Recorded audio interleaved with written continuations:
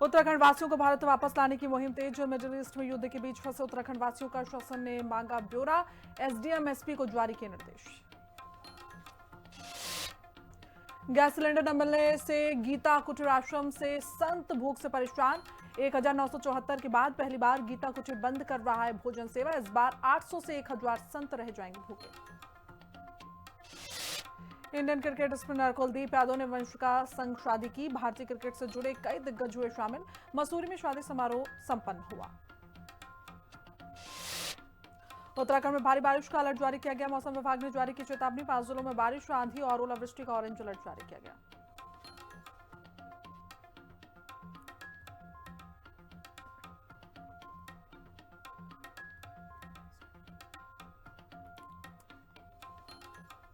नमस्कार, बहुत स्वागत है आपका। हिंदी खबर देख रहे हैं आप और मैं हूं आपके साथ श्रेया दीक्षित। बुलेटिन की शुरुआत कर लेते हैं बड़ी खबर के साथ, जहां जसपुर पहुंचे मुख्यमंत्री पुष्कर सिंह धामी। कांग्रेस विधायक आदेश सिंह चौहान से उन्होंने मुलाकात की। इसके अलावा नौ विवाहित जोड़े को आशीर्वाद भी मुख्यमंत्री की ओर से दिया गया। वर वधू को सुखी जीवन की शुभकामनाएं मुख्यमंत्री ने दी। तो ये बड़ी अपडेट इस वक्त हम आप तक साझा कर रहे हैं। और कुछ तस्वीरें भी, जब मुख्यमंत्री पुष्कर सिंह धामी वहां पर पहुंचे थे, नवविवाहिता जोड़ों को आशीर्वाद उनकी ओर से दिया गया।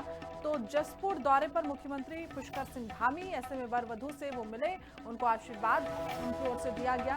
तो ये तस्वीरें जब कांग्रेस विधायक के आवास में वो पहुंचे थे, कांग्रेस विधायक आदेश सिंह चौहान से उन्होंने मुलाकात की। इसके अलावा नवविवाहित जोड़े को उन्होंने आशीर्वाद भी दिया। मुलाकात की फिलहाल तस्वीरें भी हम आपको दिखा रहे हैं। तो फिलहाल जसपुर दौरे पर मुख्यमंत्री पुष्कर सिंह धामी।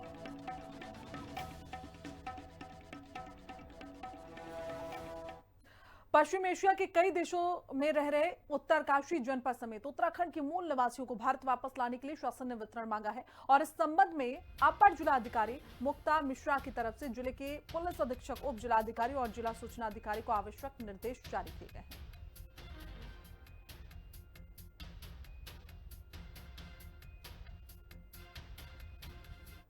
जनपद का अभी वो प्रोसेस शुरू हुआ है, जिसमें खाड़ी देशों में या मिडिल ईस्ट में जो यहाँ के नागरिक हैं, भारत के नागरिक या उत्तराखंड के नागरिक हैं या उत्तरकाशी के नागरिक, उनको लाने के लिए एक हमने अपना नंबर सिस्टम है, हमारा ईमेल है और एक परफॉर्मा हॉटलाइन है, मतलब वो है परफॉर्मा है, उसको हमने जारी करा है। अब जिस तरह से अभी दिया है, सूचनाएं जो आएंगी तो उसमें अभी वर्तमान में कोई दिक्कत नहीं है। जैसे भारत सरकार के लेवल पे भी ये मॉनिटरिंग की जा रही है और हम लोग भी समय से सूचना दे रहे हैं। तो ये प्रोसेस अब शुरू कर दिया है। देहरादून जिला प्रशासन की तरफ से एलपीजी गैस से जुड़ी समस्याओं के त्वरित समाधान के लिए कंट्रोल रूम सक्रिय है। जिला अधिकारी देहरादून सविन बंसल के निर्देशों में जिला आपदा प्रबंधन प्राधिकरण और जिला आपातकालीन परिचालन केंद्र में संचालित कंट्रोल रूम में नागरिकों के एलपीजी गैस संबंधित शिकायतों, समस्याओं के निस्तारण के संबंध में कार्रवाई की जा रही है। जिला प्रशासन की तरफ से तमाम नंबर भी जारी किए गए हैं जिस पर लोग कंप्लेन कर सकते हैं। व्हाट्सएप नंबर भी जारी किए गए हैं जिसके जरिए शाम 5 बजे तक कुल 331 शिकायतें भी एलपीजी गैस की आपूर्ति के संबंध में दर्ज की गई हैं। तो वहीं कंट्रोल रूम में मौजूद जिला खाद्य पूर्ति विभाग देहरादून में सप्लाई कर रही एलपीजी गैस की सभी एजेंसियों के प्रतिनिधित्व और जिला प्रशासन की टीम की तरफ से लगातार आ रही एलपीजी गैस की आपूर्ति, सिलेंडर उपलब्धता या अन्य किसी प्रकार की समस्या को लेकर तत्काल कार्रवाई सुनिश्चित की जा रही है। जिलाधिकारी के निर्देश पर जिला प्रशासन की कई टीमों की तरफ से जिलों में 17 गैस एजेंसियों, 45 प्रतिष्ठानों, 5 पेट्रोल पंप का औचक निरीक्षण किया गया, जिसमें 19 गैस सिलेंडर जब्त किए गए, जबकि डोईवाला में एक प्राथमिकी दर्ज कराते हुए 2 लोगों की गिरफ्तारी भी की। जिला प्रशासन ने जनता से अपील की है कि वे घबराए नहीं, होम डिलीवरी के जरिए हर उपभोक्ता तक घर तक गैस आपूर्ति की जाएगी। फिलहाल शहरी क्षेत्र के लिए एक बार गैस सिलेंडर मिलने के बाद 25 दिन और ग्रामीण क्षेत्रों में 45 दिन बाद ही अगला सिलेंडर बुकिंग करा पाएंगे।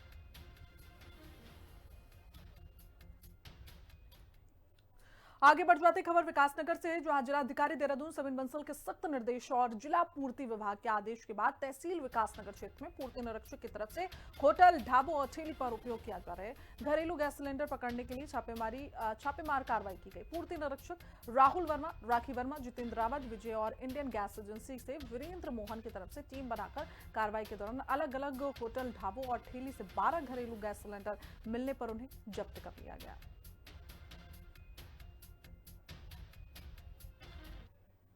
आज विकासनगर में पूर्ति विभाग की तरफ से जिला पूर्ति अधिकारी के निर्देशों के आधार पर मैं राहुल बगुणा पूर्ति निरीक्षक, मेरी साथी पूर्ति निरीक्षक श्रीमती राखी वर्मा और हमारे साथ जितेंद्र रावत जी और विजय और गैस एजेंसी के एक कैंडिडेट वीरेंद्र मोहन, उन सब ने मिलके एक कंबाइंड कार्रवाई की है विकासनगर शहर के अंदर। जिन भी व्यावसायिक प्रतिष्ठानों पे घरेलू गैस का उपयोग हो रहा था, उसकी रोकथाम के लिए 12 सिलेंडर जब्त किए गए भिन्न भिन्न व्यावसायिक प्रतिष्ठानों से। इसमें होटल हैं, ढाबे हैं, छोटे गुमटी वाले थे। उनको साथ ही ये भी नोटिस दिया गया है, निर्देशित किया गया है, अगर आगामी भविष्य में इस तरह की कार्रवाई दोबारा करते हुए पाए जाते हैं, घरेलू गैस का उपयोग होता हुआ, तो ईसी एक्ट के तहत उन पर एफआईआर लॉन्च कर दी जाएगी।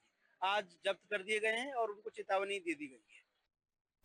तो गैस की किल्लत से निपटने के लिए शासन प्रशासन पूरी तरीके से अलर्ट मोड पर है। तो वहीं बीजेपी प्रदेश अध्यक्ष महेंद्र भट्ट का कहना है कि अभी वैश्विक संकट की स्थिति से लेकर लेकिन इसके बावजूद भी भारतवर्ष में गैस सिलेंडर की आपूर्ति में कोई कमी नहीं आई।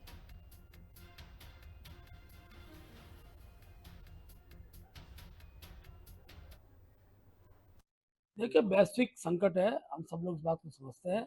उसके बाद भी भारतवर्ष ऐसा देश है जहाँ गैस की आपूर्ति की कोई कमी नहीं है। जो भी आपको कुछ बीच में थोड़ा सा ऑनलाइन दिक्कत आई थी, उसका भी समाधान निकाल दिया गया है। हर व्यक्ति को, हर परिवार को गैस की सुविधा यथावत मिलेगी। इसमें जो बौखलाहट पैदा करने का और संशय पैदा करने का जो कांग्रेस काम कर रही है, उसको भी जनता समझती है और जनता इसका भी जवाब ठीक समय पर देगी। तो पश्चिम एशिया में चल रहे युद्ध का असर अब उत्तराखंड के उद्योगों पर भी दिखाई देने लगा है, जिस कारण पीएनजी की सप्लाई में लगातार कमी आ रही है। ऐसे में सैकड़ों औद्योगिक इकाइयों का उत्पादन घटकर 50% तक पहुंच गया, जिस कारण उद्योगों को रोजाना करोड़ों रुपए का नुकसान पहुंच रहा है।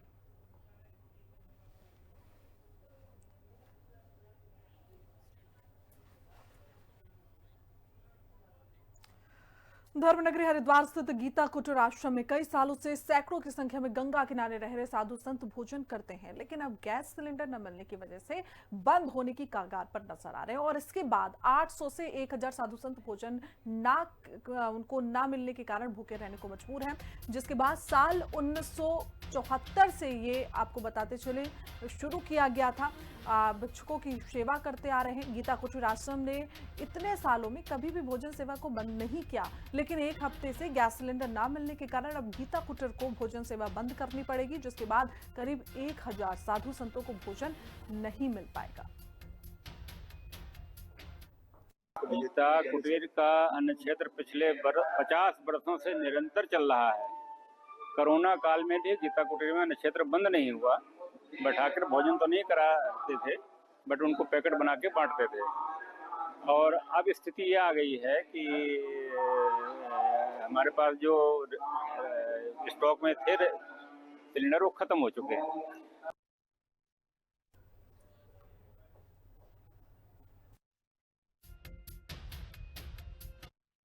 तो चलिए आगे बढ़ते हैं। जो भारतीय क्रिकेट टीम के स्पिनर कुलदीप यादव मसूरी में अपने बचपन की दोस्त वंशिका चड्ढा के साथ शादी के बंधन में बंध गए। शहर के प्रतिष्ठित द सेवा होटल में आयोजित इस भव्य समारोह में क्रिकेट, संगीत और फिल्म जगत की कई नामचीन हस्तियों की मौजूदगी ने इसे यादगार बना दिया। 2 दिनों तक चले इस आयोजन ने मसूरी को मानो उत्सव की रोशनी से भर दिया हो। शादी समारोह में युजवेंद्र चहल, रिंकू सिंह, सुरेश रैना, भुवनेश्वर कुमार जैसे खिलाड़ी शामिल हुए। तो वहीं भारतीय टीम के युवा बल्लेबाज तिलक वर्मा और टीम की फील्डिंग कोच टी दिलीप समेत पूर्व क्रिकेटर मोहम्मद कैफ भी मुख्य विवाह समारोह में शामिल होने के लिए मसूरी पहुंचे। संगीत जगत से मशहूर गायक कैलाश खेर और फिल्म अभिनेता कुणाल कपूर ने भी समारोह में शिरकत की। और इसके अलावा आध्यात्मिक गुरु धीरेन्द्र कृष्ण शास्त्री भी नवविवाहित जोड़ों को आशीर्वाद देने के लिए पहुंचे।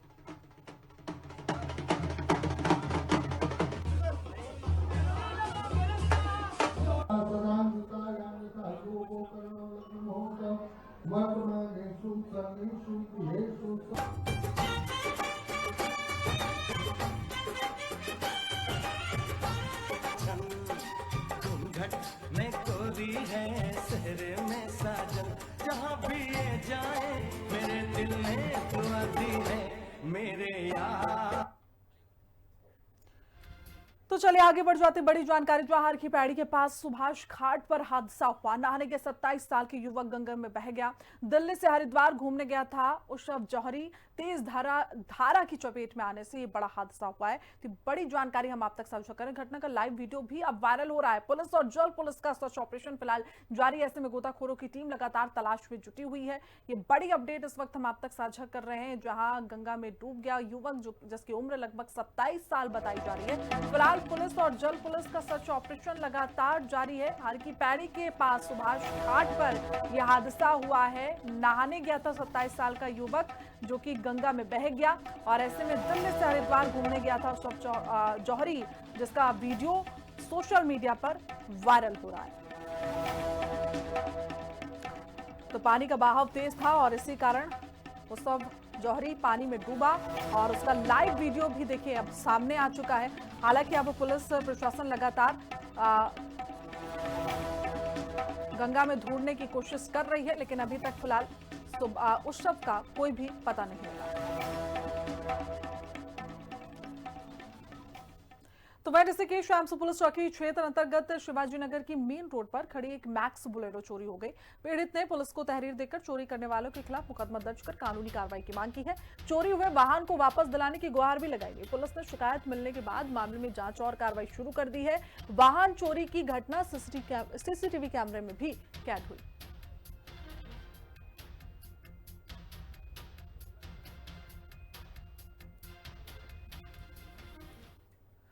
उत्तराखंड के पारंपरिक लोक पर्व फूलदेई और हिंदू नववर्ष के पावन अवसर पर भारी उत्सव और हर्षोल्लास देखने को उत्तराखंड में मिला। देवभूमि उत्तराखंड के पारंपरिक लोक पर्व फूलदेई और हिंदू नववर्ष के पावन मौके पर गुमानीवाला स्थित राजश्री चिल्ड्रन एकेडमी में भारी उत्साह और हर्षोल्लास देखने को मिला।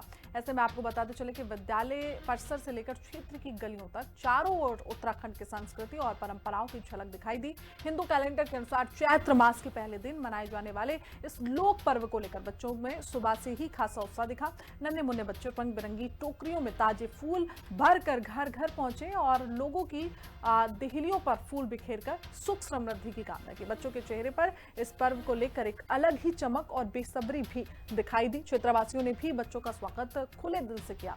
परंपरा के अनुसार लोगों ने बच्चों को गुड़, मिठाई, अनाज और दक्षिणा देकर उनका उत्साह बढ़ाया। वहीं बड़ों ने बच्चों को आशीर्वाद देकर उनके उज्जवल भविष्य की कामना भी की, जिससे पूरा माहौल मांगलिक और आनंदमय नजर आया।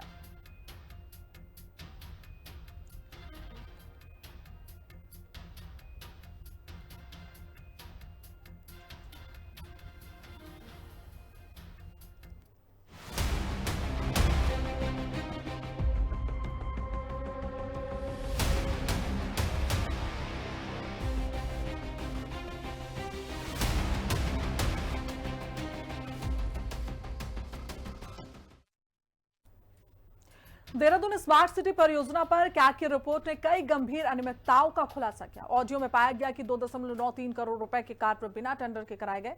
ब्रिज एंड रूफ कंपनी से 19.06 करोड़ रुपए की शेष राशि वापस नहीं ली गई। परेड ग्राउंड परियोजना में देरी के बावजूद 1.41 करोड़ रुपए का जुर्माना भी नहीं वसूला गया। 1000 करोड़ के बजट वाली योजना में कई उपकरण खरीदे गए, लेकिन उनका उपयोग नहीं हो सका, जिससे परियोजना की कार्य प्रणाली पर सवाल उठे हैं। रिपोर्ट देखिए। देहरादून स्मार्ट सिटी प्रोजेक्ट में हुआ बड़ा घोटाला। कैग की रिपोर्ट ने गड़बड़ झाले का खुलासा कर डाला। बिना टेंडर के हुआ करीब 3 करोड़ रुपए का काम। कैग की रिपोर्ट में प्रोजेक्ट में मिली खामियां तमाम। देहरादून को आधुनिक और तकनीकी सुविधाओं से लैस शहर बनाने के मकसद से शुरू की गई स्मार्ट सिटी परियोजना अब सवालों के घेरे में है। भारत के नियंत्रक एवं महालेखा परीक्षक यानी कैग की हालिया रिपोर्ट में कई वित्तीय और प्रशासनिक खामियों का खुलासा हुआ है। रिपोर्ट के सामने आने के बाद परियोजना की पारदर्शिता और कार्यप्रणाली पर गंभीर सवाल उठने लगे हैं। उत्तराखंड की राजधानी देहरादून को स्वच्छ और सुंदर बनाने के लिए दून स्मार्ट सिटी परियोजना कई सालों से चली आ रही है, लेकिन अब कैग की रिपोर्ट में इसको लेकर के एक बड़ा खुलासा हुआ है। दरअसल कैग की रिपोर्ट में खुलासा हुआ है कि इस परियोजना के तहत स्मार्ट सिटी के तहत बिना टेंडर के करोड़ों रुपए का काम दिया गया है। साथ ही इस रिपोर्ट में अनियमितताओं का भी जिक्र किया गया है और ये भी जिक्र किया गया है कि जिस कंपनी ने लापरवाही बरती उससे रिकवरी नहीं की गई है। 2 करोड़ 93 लाख रुपए के काम बिना टेंडर के कराए गए।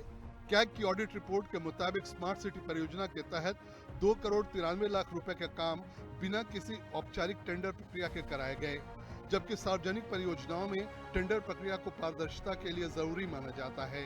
लेकिन जिम्मेदार अफसरों ने इस नियम की जमकर धज्जियां उड़ाई। देहरादून स्मार्ट सिटी प्रोजेक्ट में घोटाला। रिपोर्ट में ब्रिज एंड रूफ कंपनी का मामला हुआ उजागर। कंपनी को 76 करोड़ 84 लाख रुपए का भुगतान किया गया। कंपनी नियमों के मुताबिक काम करने में विफल रही थी। सितंबर 2022 में कंपनी का एमओयू समाप्त कर दिया गया। कंपनी 76 करोड़ 84 लाख रुपए में से 57 करोड़ 78 लाख रुपए खर्च कर चुकी थी। 19 करोड़ 6 लाख रुपए की शेष राशि कंपनी से वापस नहीं ली गई। ऑडिट में यह भी सामने आया कि काम में देरी के बावजूद ठेकेदारों से तय जुर्माने की भी वसूली नहीं की गई। कैग की रिपोर्ट के मुताबिक परेड ग्राउंड के पुनर्विकास के लिए अक्टूबर 2019 में टेंडर हुआ। काम के लिए 18 करोड़ 92 लाख रुपए का अनुबंध किया गया। अनुबंध के मुताबिक अक्टूबर 2020 तक काम पूरा करना था। फरवरी 2023 तक भी पुनर्विकास का काम समाप्त नहीं हुआ। नियमों के मुताबिक 1 करोड़ 41 लाख रुपए जुर्माना वसूला जाना था। जिम्मेदार अफसरों ने ठेकेदार से जुर्माने की राशि नहीं वसूली। गौरतलब है कि देहरादून स्मार्ट सिटी परियोजना के लिए कुल 1000 करोड़ रुपए का बजट निर्धारित किया गया। योजना के तहत 2023 तक 737 करोड़ रुपए जारी किए गए, जिनमें से 634 करोड़ 11 लाख रुपए खर्च किए जा चुके हैं। परियोजना को जून 2023 तक पूरा किया जाना था, लेकिन बाद में इसकी समय सीमा 2024 तक बढ़ा दी गई। कैग की रिपोर्ट में तकनीकी परियोजनाओं में खामियों का खुलासा। कैग ने स्मार्ट सिटी की कुल 22 परियोजनाओं का ऑडिट किया। करोड़ों के उपकरण खरीदे गए, लेकिन उपयोग नहीं किया गया। शहर के 3 सरकारी स्कूलों में 5 करोड़ 91 लाख रुपए खर्च किए गए। Projector, e content, interactive board, computer lab स्थापित की गई। सीसीटीवी और बायोमेट्रिक सिस्टम पर भी जमकर खर्च किया गया। ज्यादा बिजली बिल आने से उपकरणों का इस्तेमाल ही नहीं हुआ। मॉडर्न दून लाइब्रेरी में 24,70,000 का अतिरिक्त भुगतान हुआ। चक्राता रोड प्रोजेक्ट में 19 करोड़ 47 लाख अनियमित खर्च किए गए। 2 करंट खातों में पैसा रखने से 6.2 करोड़ ब्याज का नुकसान हुआ। कैग ने देहरादून स्मार्ट सिटी परियोजना के अंतर्गत 2018 से 2023 के बीच किए गए काम का विस्तृत ऑडिट किया है। ऑडिट में सामने आया कि कई परियोजनाओं में नियमों की अनदेखी की गई और वित्तीय अनुशासन का पालन नहीं किया गया। इस खुलासे के बाद सत्ता पक्ष और विपक्ष में जुबानी जंग छिड़ गई है। का कार्य किया है और कांग्रेस पार्टी शुरू से इस बात को कह रही थी कि स्मार्ट सिटी के नाम पे हजारों करोड़ का जो घोटाला है वो डबल इंजन की सरकार ने किया है। आप देखिए, जिस शहर को आप 3 साल पहले स्मार्ट सिटी घोषित कर चुके हैं, आज उस शहर की सड़कें देखिए, गड्ढों में सड़क है, सड़क पे गड्ढे नजर नहीं आते। सीवर लाइन अब डाल रहे हैं, जो वायरिंग है वो अंडरग्राउंड आप अब कर रहे हैं। तो क्या 3 साल पहले जो स्मार्ट सिटी घोषित की थी सिर्फ पेंट कर दिया था पूरे शहर की दीवारों पे, उससे क्या सिटी स्मार्ट हो जाती है? कैग की रिपोर्ट हाउस में टेबल हुई है, सरकार उसका अध्ययन करेगी और जो भी लोग दोषी होंगे और निश्चित रूप से उनके खिलाफ कार्रवाई होगी। हमेशा होती है और विपक्ष का तो काम है हल्ला मचाना, वो बचाएंगे, जानबूझ के राजनीति कर रहे हैं। Doon command and control centre के अंतर्गत मार्च 2022 में 4 करोड़ 55 लाख रुपए की लागत से ठोस कचरा प्रबंधन के लिए बायोमेट्रिक और सेंसर प्रणाली विकसित की गई, लेकिन फरवरी 2025 तक इसे लागू नहीं किया गया। इसी तरह 90 लाख रुपए खर्च कर खरीदे गए स्मार्ट अपशिष्ट ई रिक्शा 2 साल तक संचालन में नहीं आए। देहरादून में मौसम की निगरानी के लिए 2 करोड़ 6 लाख रुपए की लागत से पर्यावरण सेंसर लगाए गए, जबकि 3 करोड़ 24 लाख रुपए खर्च कर बनाए गए मल्टी यूटिलिटी डक्ट का भी इस्तेमाल नहीं हुआ। इसके साथ ही परियोजना प्रबंधन सलाहकार के भुगतान में भी 5 करोड़ 19 लाख रुपए की गड़बड़ी सामने आई। कैग की रिपोर्ट में ये खुलासा हुआ है कि दून स्मार्ट सिटी परियोजना के तहत बिन टेंडर के 2 करोड़ 93 लाख से अधिक का काम किया गया है। इसी के साथ जिस कंपनी ने इस पर लापरवाही बरती थी, यानी कि ब्रिज एंड रूफ कंपनी, उससे लापरवाही बरतने पर बाहर का रास्ता दिखाया गया, लेकिन उससे 19 करोड़ रुपए से अधिक की जो धनराशि है वो रिकवर नहीं की गई। इसको लेकर के जिला प्रशासन पर, तमाम अधिकारियों पर सवाल खड़े होते हैं। कैमरा पर्सन विजय दत्तुड़ी के साथ दीपिका भंडारी, हिंदी खबर, देहरादून।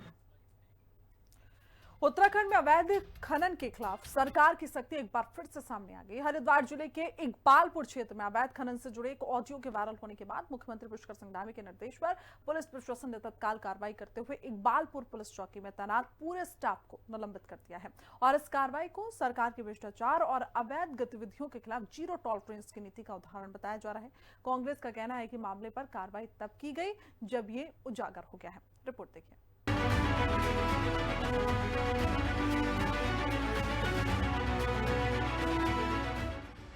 इकबालपुर क्षेत्र में अवैध खनन से जुड़े कथित ऑडियो सामने आने के बाद पुलिसकर्मियों की भूमिका अब संदिग्ध हो गई है।